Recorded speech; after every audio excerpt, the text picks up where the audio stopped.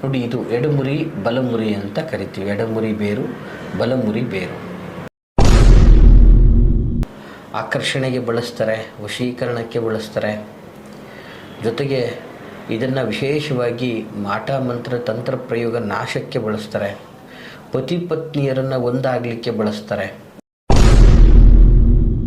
ಆಯಾಸ, ಸುಸ್ತು, ಒಂದು ರೀತಿಯಾದಂತಹ ಉಬ್ಬಸ, ಸೊ ಯಾರೋ ಅವರು ದೇಹದಲ್ಲಿ ಇದ್ದ ಹಾಗೆ ಬಾಯಿ ಭಾರ ಆಗುವಂಥದ್ದು, ಮತ್ತು ಆಲಸ್ಯತನ ಹೆಚ್ಚಾಗುವಂಥದ್ದು, ಮಾಡುವ ಕಾರ್ಯದ ಮೇಲೆ ಆಸಕ್ತಿ ಇರೋದಿಲ್ಲ, ದೇಹ ಅನ್ನುವಂಥದ್ದು ಜಡವಾಗಿರ್ತದೆ ವೀಕ್ಷಕರೇ. ಈ ಮಾಂತ್ರಿಕ ಪ್ರಯೋಗಗಳು ನಿಮ್ಮ ಶತ್ರುಗಳಿಂದ ಆಗಿರ್ತದೋ, ಅಥವಾ ಯಾರಿಗೋ ಏನೋ ಮಾಡಿರ್ತಾರೆ, 3 ದಾರಿಲಿ ಹಾಕಿರ್ತಾರೆ, ಬೇರೆಯವ್ರಿಗೆ ಮಾಡಿರುವಂಥದ್ದು ನಿಮಗೆ ತಾಗಿರ್ತದೋ, ಅಥವಾ ನಿಮ್ಮನ್ನೇ ಗುರಿಯಾಗಿಟ್ಕೊಂಡು ಮಾಡಿರ್ತಾರೋ. ನಮಸ್ತೆ ವೀಕ್ಷಕರೇ, ನಾನು ನಿಮ್ಮ ಮೈಸೂರಿನ ಶ್ರೀನಿವಾಸನ್.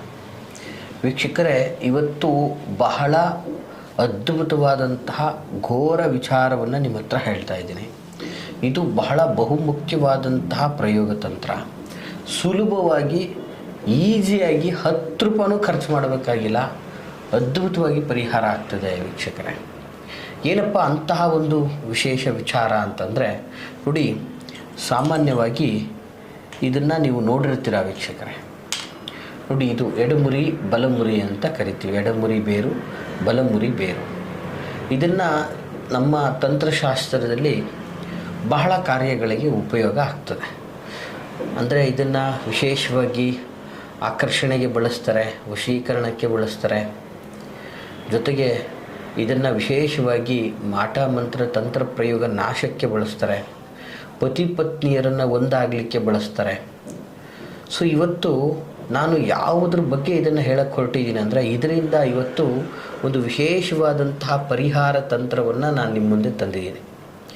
ಏನಪ್ಪ ಒಂದು ವಿಶೇಷವಾದ ಪರಿಹಾರ ತಂತ್ರ ಅಂದರೆ, ಇವತ್ತು ಯಾರೋ ಒಂದು ಕುಪ್ರಭಾವದಿಂದ, ನೀಚ ಬುದ್ಧಿಯಿಂದ ಕೆಲವು ಕುಟುಂಬಗಳನ್ನು ನಾಶ ಮಾಡಲಿಕ್ಕೆ ಕೆಲವು ಮಾಂತ್ರಿಕ ಪ್ರಯೋಗಗಳನ್ನು ಮಾಡಿ ಅವರ ಜೀವನವನ್ನೇ ನಾಶ ಮಾಡಿರ್ತಾರೆ.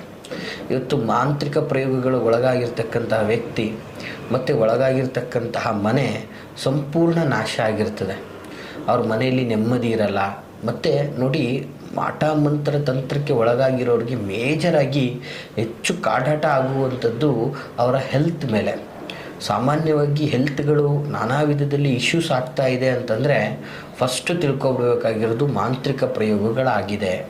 ಈ ಮಾಂತ್ರಿಕ ಪ್ರಯೋಗಗಳು ನಿಮ್ಮ ಶತ್ರುಗಳಿಂದ ಆಗಿರ್ತದೋ, ಅಥವಾ ಯಾರಿಗೋ ಏನೋ ಮಾಡಿರ್ತಾರೆ, 3 ದಾರಿಲಿ ಹಾಕಿರ್ತಾರೆ, ಬೇರೆಯವ್ರಿಗೆ ಮಾಡಿರುವಂಥದ್ದು ನಿಮಗೆ ತಾಗಿರ್ತದೋ, ಅಥವಾ ನಿಮ್ಮನ್ನೇ ಗುರಿಯಾಗಿಟ್ಕೊಂಡು ಮಾಡಿರ್ತಾರೋ, ಈ ಎಲ್ಲ ಥರದ ಒಂದು ವಿಚಾರಗಳು ಕೂಡ ಇಲ್ಲಿ ಮುಖ್ಯವಾಗ್ತದೆ. ನೋಡಿ, ಯಾವ ರೀತಿಯಿಂದ ಮಾಡಿದರೂ ಕೂಡ ಸಮಸ್ಯೆ ಅನುಭವಿಸ್ತಾ ಇರ್ತಕ್ಕಂಥದ್ದು ಮಾತ್ರ ನೀವಾಗಿರ್ತೀರ. ಸಾಮಾನ್ಯವಾಗಿ ನೋಡಿ, ಇವತ್ತು ಚೆನ್ನಾಗಿದ್ದಂತಹ ವ್ಯಕ್ತಿ ಮೆಡಿಕಲಿ ಎಲ್ಲ ಟೆಸ್ಟ್ ಮಾಡಿದ್ರೂ ಇಸ್ ಫೈನ್ ಅಂತಲೇ ಹೇಳ್ತಾರೆ, ಏನೂ ತೊಂದರೆ ಇಲ್ಲ ಅಂತ ಹೇಳ್ತಾರೆ. ಬಟ್ ಆದರೂ ಕೂಡ ಅವರು ಆಂತರಿಕವಾಗಿ ನೋವನ್ನು ಅನುಭವಿಸ್ತಾ ಇರ್ತಾರೆ. ಕೂತ್ಕೊಂಡ್ರೆ ಕೂರೋಕ್ಕಾಗಲ್ಲ, ನಿಂತ್ಕೊಂಡ್ರೆ ನಿಲ್ಲಕ್ಕಾಗಲ್ಲ. ಸೊ ಆಯಾಸ, ಸುಸ್ತು, ಒಂದು ರೀತಿಯಾದಂತಹ ಉಬ್ಬಸ, ಸೊ ಯಾರೋ ಅವರು ದೇಹದಲ್ಲಿ ಇದ್ದ ಹಾಗೆ ಬಾಯಿ ಭಾರ ಆಗುವಂಥದ್ದು, ಮತ್ತು ಆಲಸ್ಯತನ ಹೆಚ್ಚಾಗುವಂಥದ್ದು, ಮಾಡುವ ಕಾರ್ಯದ ಮೇಲೆ ಆಸಕ್ತಿ ಇರೋದಿಲ್ಲ, ದೇಹ ಅನ್ನುವಂಥದ್ದು ಜಡವಾಗಿರ್ತದೆ ವೀಕ್ಷಕರೇ. ದೇಹ ಅನ್ನುವಂಥದ್ದು ಜಡವಾಗಿರ್ತದೆ. ಈ ರೀತಿಯಾಗಿ ಒಂದಷ್ಟು ಅನಾರೋಗ್ಯಗಳಿಗೆ ಗುರಿಯಾಗಿರ್ತಾರೆ. ಸಾಮಾನ್ಯವಾಗಿ ಮನೆಯ ಹೆಣ್ಣು ಮಗಳು ಅಥವಾ ಮನೆಯ ಯಜಮಾನ, ಮನೆಯ ಒಡತಿ ಅಥವಾ ಯಜಮಾನ, ಇವ್ರುಗಳ ಮೇಲೇ ಅತಿ ಹೆಚ್ಚಾಗಿ ಪ್ರಯೋಗಗಳಾಗಿರ್ತದೆ ಕೆಲವೊಂದು ಬಾರಿ. ಅಥವಾ ಕೆಲವೊಂದು ಬಾರಿ ಕೆಲವು ಕುಟುಂಬಗಳಲ್ಲಿ ಒಂದಷ್ಟು ವಿದ್ಯಾವಂತ ಮಕ್ಕಳುಗಳಿರ್ತಾರೆ, ಬುದ್ಧಿವಂತ ಮಕ್ಕಳುಗಳಿರ್ತಾರೆ, ಸಮಾಜಕ್ಕೆ ಮಾದರಿಯಾಗಿ ಬೆಳೀತಾ ಇರ್ತಕ್ಕಂತಹ ಮಕ್ಕಳುಗಳಿರ್ತಾರೆ. ಅವ್ರ ಮಕ್ಕಳುಗಳ ಹಾಗಾಗಿಲ್ಲ ಅನ್ನುವಂತಹ ಒಂದು ದುರುದ್ದೇಶದಿಂದನೂ ಕೂಡ ಕೆಲವು ಮಾಂತ್ರ ಪ್ರಯೋಗಗಳನ್ನು ಮಾಡಿ ಆ ಒಂದು ಬೆಳಿಬೇಕಾದಂಥ ಸುಂದರ ಮಕ್ಕಳ ಜೀವನವನ್ನು ನಾಶ ಸಹ ಆಗಿರ್ತದೆ. ಸೊ ಇದನ್ನು ಎಷ್ಟೋ ನಾವು ನೋಡಿದ್ದೀವಿ ಕಣ್ಣಾರೆ. ನಮ್ಮ ಹತ್ರ ಬಂದು ಪಾಪ ಪೇರೆಂಟ್ಸ್ಗಳು ಗೋಳಾಡಿದ್ದಾರೆ. ಸೊ ಇಂತಹ ವ್ಯವಸ್ಥೆಯಲ್ಲಿ ಇರ್ತಕ್ಕಂಥವ್ರಿಗೆ ಈ ಸಾಮಾನ್ಯವಾಗಿ ಏನಾಗ್ತದೆ, ಆ ದೇವಸ್ಥಾನಗಳಿಗೆ ಹೋದೆ, ಅಲ್ಲಿ ತಡೆ ಹೊಡಿಸ್ದೆ, ಇಲ್ಲಿ ಕಟ್ಟೊಡಿಸ್ದೆ, ಅಲ್ಲಿ ಒಂದು ಪ್ರಯೋಗಗಳನ್ನು ಮಾಡಿಸ್ದೆ, ಆ ದೇವಸ್ಥಾನಗಳಿಗೆ ಹೋದೆ, ನನ್ನ ಮೇಲಿರುವಂತಹ ಪ್ರಯೋಗಗಳನ್ನು ನಿವಾರಣೆ ಮಾಡಿಕೊಳ್ಬೇಕು ಅಂತ ನಾನಾ ವಿಧದಲ್ಲಿ ಪ್ರಯತ್ನ ಪಡ್ತಾ ಇದ್ದೀನಿ.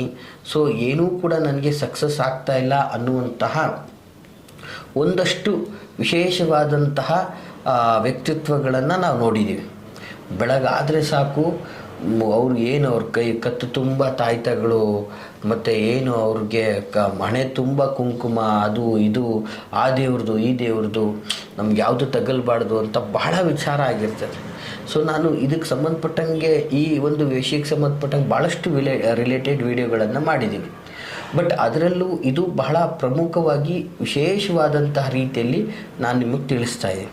ಈ ಬಲಮುರಿ ಎಡಮುರಿ ಇದು ಸಾಮಾನ್ಯವಾಗಿ ನೀವು ನೋಡಿರ್ತೀರ ವೀಕ್ಷಕರೇ, ಇದು ನಿಮಗೆ ಎಲ್ಲ ಕಡೆ ಸಿಗ್ತದೆ. ಗ್ರಂಥಿಗೆ ಅಂಗಡಿಗಳಲ್ಲೂ ಕೂಡ ಇದು ನಿಮಗೆ ಲಭ್ಯವಿದೆ. ಇವತ್ತಿನ ಒಂದು ದಿನಮಾನಗಳಲ್ಲಿ ಗ್ರಂಥಿಗೆ ಅಂಗಡಿಗಳಲ್ಲೂ ಸಹ ಸಿಗುತ್ತೆ. ಸಾಮಾನ್ಯವಾಗಿ ಈ ರೀತಿಯಾದಂತಹ ಬಲಮುರಿ ಎಡಮುರಿಗಳನ್ನು ಸುಮಾರು ಒಂದು 12 ತೆಗೆದುಕೊಳ್ಳಿ ವೀಕ್ಷಕರೇ. 12 ಇದು ನಿಮಗೆ ಖಂಡಿತವಾಗಿ ಸಿಗ್ತದೆ. ಇದರಿಂದ ನೀವು ಈ ಒಂದು ಪ್ರಯೋಗಕ್ಕೆ ಒಳಗಾಗಿದ್ದರೆ ಸಂಪೂರ್ಣ ಮುಕ್ತಿ ಪಡ್ಕೋಬೋದು ಮತ್ತು ರಕ್ಷಣೆ ಪಡ್ಕೋಬೋದು. ಅಂತಹ ಒಂದು ತಂತ್ರವನ್ನು ನಾನು ನಿಮಗೆ ಹೇಳ್ತಾ ಇದ್ದೀನಿ. ಏನಪ್ಪ ಒಂದು ತಂತ್ರ, ದಯವಿಟ್ಟು ನೋಟ್ ಮಾಡ್ಕೊಳ್ಳಿ ವೀಕ್ಷಕರೇ. ತಂತ್ರವನ್ನು ಕೇಳಲಿಕ್ಕೇ ಪದೇ ಪದೇ ಫೋನ್ ಮಾಡಬೇಡಿ.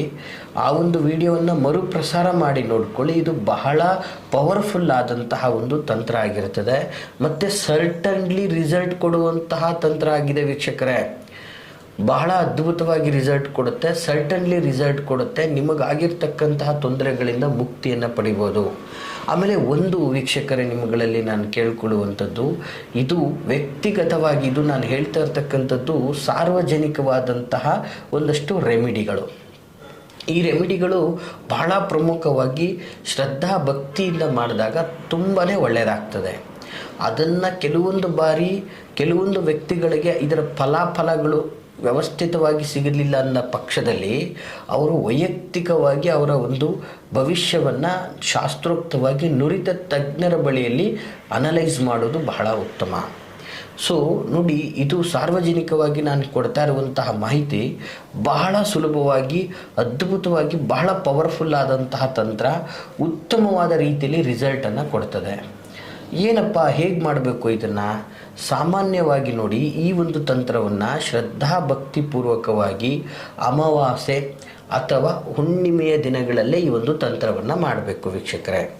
ಹೇಗೆ ಮಾಡಬೇಕು, ಯಾವ ರೀತಿ ಮಾಡಬೇಕು ಅನ್ನುವಂಥದ್ದು ನೋಡಿ. ಮೊದಲನೇದಾಗಿ 12 ಎಡಮುರಿ ಬಲಮುರಿಯನ್ನು ತೆಗೆದುಕೊಳ್ಳಿ. ಈ ರೀತಿಯಾಗಿ 12 ಬೇರುಗಳನ್ನು ತೆಗೆದುಕೊಂಡು, ಈ 12 ಬೇರುಗಳನ್ನು ತೆಗೆದುಕೊಂಡು ಬಂದ ನಂತರ ಈ ತಂತ್ರವನ್ನು ಯಾರು ತಂತ್ರಕ್ಕೆ ಒಳಗಾಗಿರ್ತಾರೆ ಅಥವಾ ಯಾರ ಮನೆ ಮೇಲೆ ತಂತ್ರ ಆಗಿರುತ್ತೆ ಅವ್ರುಗಳೇ ಇದನ್ನು ಮಾಡಬೇಕು. ಮೊದಲನೇದಾಗಿ ವಿಶೇಷವಾಗಿ ಇದನ್ನು ತೆಗೆದುಕೊಂಡು ನಿಮ್ಮ ಮನೆಯ ದೇವರ ಮನೆಯಲ್ಲಿ ಕೂತ್ಕೊಂಡು ಶುಚಿಭೂತರಾಗಿ ಫಸ್ಟು, ಅಥವಾ ನಿಮ್ಮ ಮನೆಯ ದೇವರ ಮನೆಯಲ್ಲಿರ್ತಕ್ಕಂತಹ ನಿಮ್ಮ ಮನೆಯ ದೇವರು ಯಾರಾಗಿರ್ತಾರೆ ಅದರ ಒಂದು ಚಿತ್ರಪಟ, ನಿಮ್ಮ ಮನೆ ದೇವರು ಆಂಜನೇಯನ ಅಥವಾ ನಿಮ್ಮ ಮನೆ ದೇವರು ಚಾಮುಂಡೇಶ್ವರಿನ ಅಥವಾ ನಿಮ್ಮ ದೇವರು ಕಾಳಿನ ಅಥವಾ ಲಕ್ಷ್ಮಿನ ಅಥವಾ ಮತ್ತೊಂದು ಏನಾಗಿರ್ತಾರೆ ಮಾರಮ್ಮ ಅಥವಾ ಏನಾದರೂ ಓಕೆ, ನಿಮ್ಮ ಮನೆಯ ದೇವರು ಯಾರು ಅವರ ಚಿತ್ರಪಟವನ್ನು ತಗೋಬೇಕು, ಫೋಟೋ ಅಥವಾ ವಿಗ್ರಹ ಏನಿದ್ರೂ ಓಕೆ. ಅದನ್ನು ಒಂದು ಒಳ್ಳೆಯ ಜಾಗದಲ್ಲಿ ಇಟ್ಕೊಳ್ಳಿ. ಸಾಮಾನ್ಯವಾಗಿ ನಿಮ್ಮ ಮನೆಯಲ್ಲೇ ಇದನ್ನು ಮಾಡ್ಬೋದು. ಇದನ್ನು ನಿಮ್ಮ ಮನೆಯಲ್ಲೇ ಮಾಡ್ಬೋದು ವೀಕ್ಷಕರೇ. ಅಥವಾ ನಿಮಗೆ ಮನೇಲಿ ಮಾಡೋಕ್ಕೆ ಅನಾನುಕೂಲ ಇದೆ ಅಂದರೆ ಒಂದು ಒಳ್ಳೆಯ ನಿರ್ಜಲ ಪ್ರದೇಶದಲ್ಲಿ ಇದನ್ನು ಸಹ ನೀವು ಮಾಡ್ಬೋದಾಗಿರ್ತದೆ. ಹೇಗೆ ಮಾಡಬೇಕು?